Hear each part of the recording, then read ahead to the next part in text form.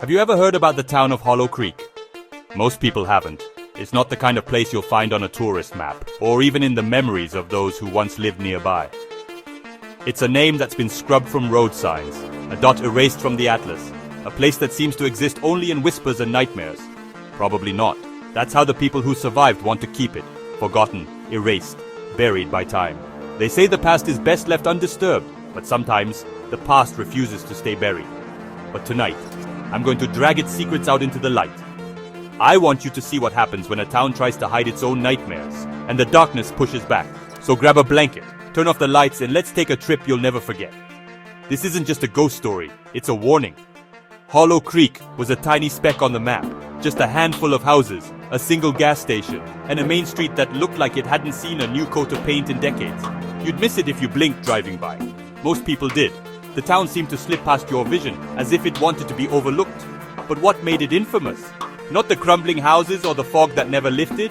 No, it was the disappearances. The mist wasn't just weather. It was a shroud, hiding the truth from prying eyes. Every year, like clockwork, someone vanished. No screams, no struggle, just gone. Families would wake to empty beds, friends would find empty seats at school, and the town would quietly add another name to its list of lost souls. Locals whispered about the woods, the way shadows moved, shapes flickered, and eyes blinked from the darkness. Some said the trees themselves were alive, watching, waiting for the next victim to wander too close. One story always stuck with me. It's the kind of tale that makes you check your locks twice before bed. It's about a boy named Caleb. He was just 12 when he heard laughter echoing from the forest behind his house, giggling but twisted, like a broken doll trying to sound human. The sound would rise and fall, sometimes right outside his window, sometimes deep in the trees, always just out of sight. Against every warning, Caleb slipped out after midnight, drawn by the giggles. He thought it was a prank, or maybe a lost animal. But curiosity is a dangerous thing in Hollow Creek. Neighbors saw flashlight beams dancing in the trees, but then they stopped. Caleb never came back. The search parties found nothing but silence and the echo of that laughter, still drifting through the pines.